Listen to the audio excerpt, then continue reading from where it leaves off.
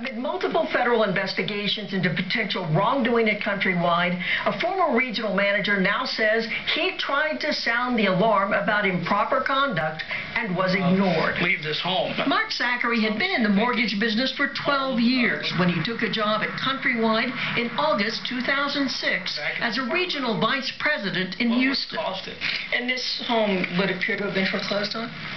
It certainly appears that way. In an exclusive interview with NBC News, Zachary says within a month he began raising red flags. You see some of the things that were going on, and you just know that it's not right. In a series of internal documents over the next 9 months, Zachary says he repeatedly warned superiors about questionable practices, inflating home appraisals, so buyers could borrow enough to cover closing costs but end up owing more than the house was worth.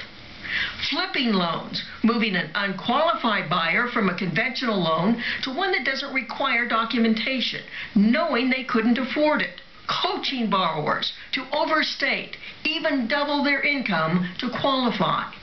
So, Countrywide employees were coaching them to lie? Yes. In fact, he says certain loans had a nickname. Liar loans. Liar loans.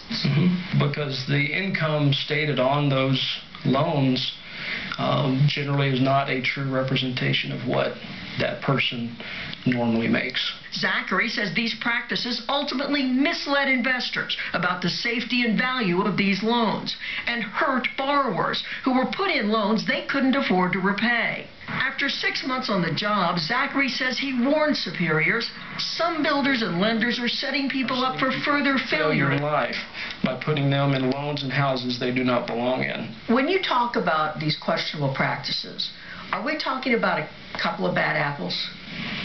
Not at all. It comes down from I think from the very top that you get a loan done at any cost. In fact, Zachary says after he took his concerns to senior management and refused to approve unqualified borrowers to make his numbers, he was fired.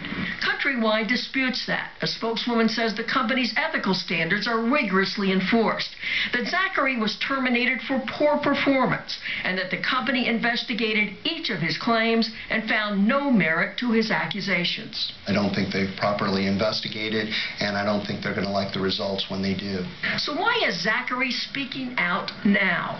People are out in the streets because of lending practices that should have never been practiced. What I can do is to make sure, or try to make sure, that it doesn't continue to happen. A Countrywide spokeswoman claims Zachary offered not to go public with his allegations if the company paid him $1 million. Zachary's lawyer says that charge is false and deceitful. Zachary is now suing Countrywide, claiming he was wrongfully fired.